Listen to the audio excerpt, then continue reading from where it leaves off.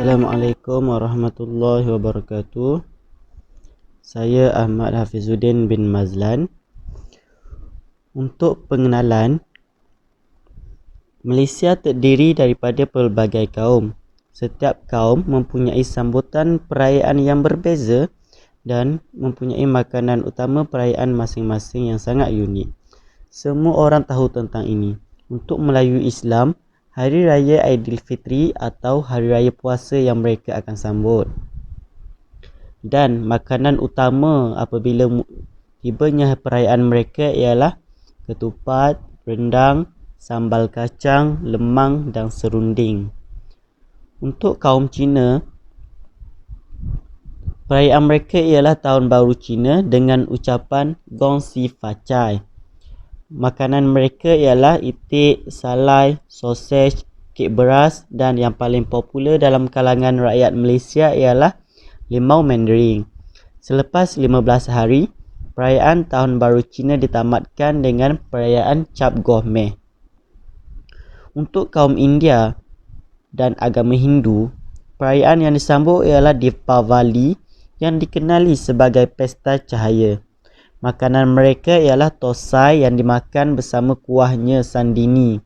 Dan makanan yang paling popular dalam kalangan masyarakat Melayu tidak kira kaum apabila tibanya perayaan Deepavali ialah semestinya maruku.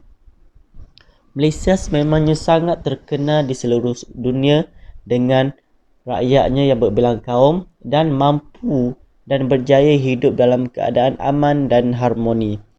Kami mendapati bahawa agama merupakan faktor paling ketara yang menjadi masalah apabila berhadapan dengan isu ini.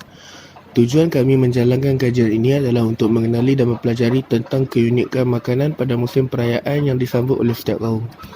Kami juga ingin mengukur tahap kesedaran yang dimiliki oleh masyarakat Malaysia tentang kepentingan menjaga warisan makanan perayaan yang dimiliki oleh pelbagai kaum.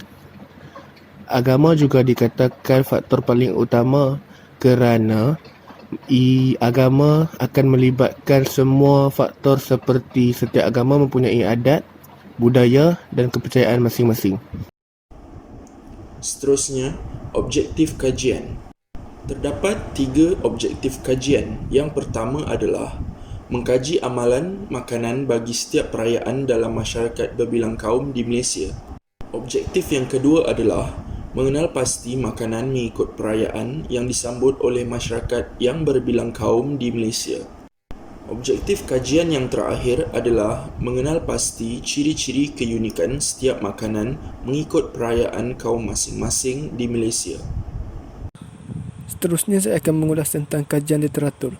Kajian literatur merupakan sebuah kajian lepas yang telah dilakukan oleh pengkaji sebelum ini berkaitan dengan topik perayaan kaum mengikut makanan di Malaysia.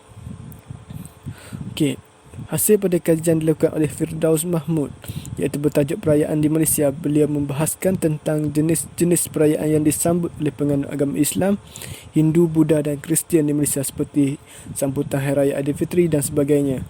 Menurut penulisan oleh Zahir Zahiruddin pula, pada 2014, beliau berbicara tentang kepelbagaian makanan oleh setiap perayaan kaum di Malaysia menjadi tunjang pada perpaduan kaum di Malaysia. Terdapat pelbagai jenis makanan kaum Melayu yang boleh didapati dari dalam negara kita. Sebagai contoh, rendang. Rendang ialah satu hidangan istimewa masyarakat Minangkabau yang berasal dari Padang Indonesia. Tetapi makanan ini telah menjadi tradisi buat kaum Melayu sejak dahulu lagi. Makanan ini boleh didapati pada Hari Raya Aidilfitri dan Hari Raya Korban. Seterusnya ialah lemang. Lemang ialah nasi pulut yang dimasak di dalam buluh. Kaedah memasak lemang dikatakan diadaptasi dari kaedah kaum asli Malaysia yang memasak nasi dalam buluh.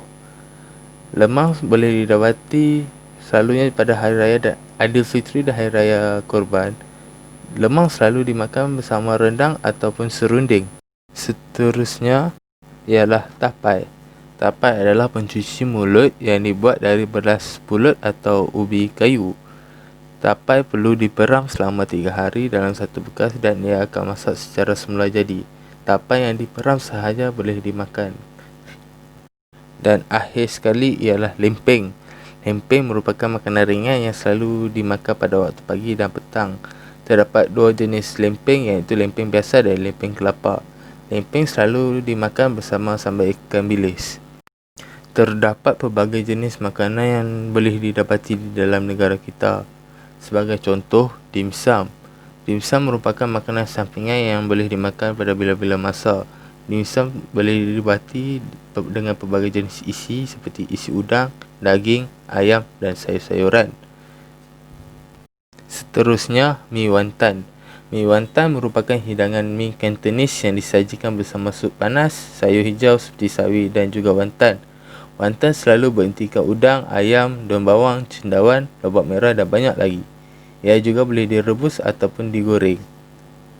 Seterusnya ialah yisang. Yisang atau juga dikenali dengan nama yu sheng adalah makanan yang terdiri dari aneka salad dan ikan. Bahan ini dicampurkan dan menjadikan hidangan ini berwarna-warni dan sangat menarik. Yisang diperbuat daripada potongan ikan, terutamanya ikan salmon segar, kacang tanah, cili lobak putih, lobak merah, halia dan limau purut, daun parsley. Seterusnya ialah yisang. Yisang atau juga dikenali dengan nama yu sheng adalah makanan yang terdiri dari aneka salad dan ikan. Hidangan ini biasanya dihidangkan menjelang sambutan Tahun Baru Cina. Bahan-bahan di dalam makanan ini akan dicampurkan dan menjadikan hidangan ini berwarna-warni dan sangat cantik dan menarik. Seterusnya ialah bakcang. Bakcang merupakan makanan tradisional Cina yang dibungkus di dalam daun khas. Ia terdiri daripada beras pulut serta bentikan kacang tanah. Kuih ini sangat terkenal semasa perayaan Duan Wu. Seterusnya saya akan membentangkan makanan tradisional kaum India. Makanan tradisional kaum India yang pertama ialah tosai. Tosai juga dikenali sebagai dosa dan juga cakuli. Tosai di Malaysia terbagi kepada beberapa jenis seperti tosai telur, cili, bawang dan sebagainya. Tosai boleh dimakan dengan sama buah-buahan, acar, kari ayam atau kari daging dan lain-lain kari. Seterusnya ialah idli. Idli merupakan sejenis kuih bagi kaum India. Kuih ini kebiasaannya disajikan pada hari perayaan Deepavali. Kuih ini mempunyai pelbagai jenis nama seperti rave, sanang atau sambar idli. Bahan utama pembuatan kuih idli ialah vigana, munggo dan nasi. Idli dikenali sebagai kuih beras kukus di kalangan orang Melayu pada hari ini. Seterusnya ialah putu mayam. Putu mayam kini boleh didapati di pasar malam maupun penjajah di sekitar tepi jalanan. Putu mayam diperbuat daripada adunan tepung beras yang dihidang bersama gula Melaka, gula kabung, gula perang ataupun nisan. Putu mayam dalam bahasa Tamil dikenali sebagai Indiapam. Putu ini berasal dari Kerala. Akhir sekali ialah muruku. Muruku merupakan antara makan tradisional masyarakat India. Selain nama muruku, ia juga dikenali dengan nama cakli dan cakri. Bahan utama yang digunakan untuk membuat kuih ini ialah urat dal, tepung kacang tosai dan tepung beras. Muruku biasanya berbentuk bulatan atau berbentuk halus. Kepentingan dan cabaran. Antara kepentingan makanan perayaan kaum ialah dapat menjana pendapatan rakyat dan negara. Hal ini sedemikian kerana makanan tradisional diproses dan dibungkus sebelum dieksport ke luar negara. Usaha ini dapat membawa pulangan yang lumayan sekaligus menambahkan sumber pendapatan rakyat. Selain itu, makanan perayaan kaum juga membantu untuk memajukan industri pelancongan di dalam negara kita. Makanan perayaan kaum di Malaysia dapat membawa pelancong untuk datang berkunjung selain menghayati keindahan lanskap Malaysia kerana cita rasa Malaysia yang istimewa dan berlainan daripada makanan di negara lain. Seterusnya, dapat memupuk perpaduan dalam kalangan masyarakat majmuk di negara kita yang terdiri daripada masyarakat yang berbilang bangsa, agama dan keturunan. Hal ini demikian kerana makanan tradisional sebuah kaum tertentu itu dapat diterima dan dinikmati bersama-sama oleh bangsa-bangsa lain di negara kita. Dalam mengekalkan warisan makanan perayaan ini, terdapat juga beberapa cabaran. Antaranya ialah makanan perayaan sukar mendapat tempat dan perhatian oleh generasi masa kini. Kelahiran kuih-kuih yang moden dan berinovasi baru seperti London, cornflakes dan sebagainya yang dihidangkan semasa hari perayaan telah menyebabkan makanan perayaan kaum Melayu seperti dodol dan wajik kian dilupakan oleh generasi baru. Selain itu, makanan perayaan kaum Malaysia sukar untuk mendapat pasaran dan promosi ke luar negara. Ini telah menyebabkan makanan perayaan suatu kaum itu tidak dapat dinikmati oleh kaum lain. Kesimpulannya, melalui pelbagai makanan bagi perayaan setiap kaum ini akan dapat melahirkan hubungan yang lebih erat lagi serta sifat yang bersatu padu dan saling menyayangi antara satu sama lain. Pelbagaian makanan itu menjadi sesuatu yang unik dan kegemaran masyarakat yang semakin diterima oleh etnik yang lain.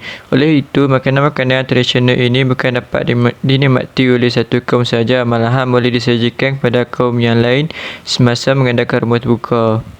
Bagi mengekal makanan mengikut kaum di Malaysia, resepi makanan tradisional boleh dibuat supaya kaum lain dapat menikmati makanan tanpa melanggar ajaran agama. Selain itu, ilmu berkaitan dengan makanan tradisional setiap kaum harus dimasukkan ke dalam sukatan pelajaran agar setiap warga Malaysia lebih memahami antara satu sama lain tentang makanan antara kaum. Oleh itu, rakyat Malaysia akan merasa bangga dengan makanan tradisional ini sebagai keunikan negara dan perpaduan antara kaum dapat dipupuk. Akhir sekali, berikut merupakan senarai rujukan dan bibliografi yang digunakan oleh ahli kumpulan kami untuk menyiapkan tugasan yang bertajuk Makanan Tradisional Pelbagai Kaum di Malaysia.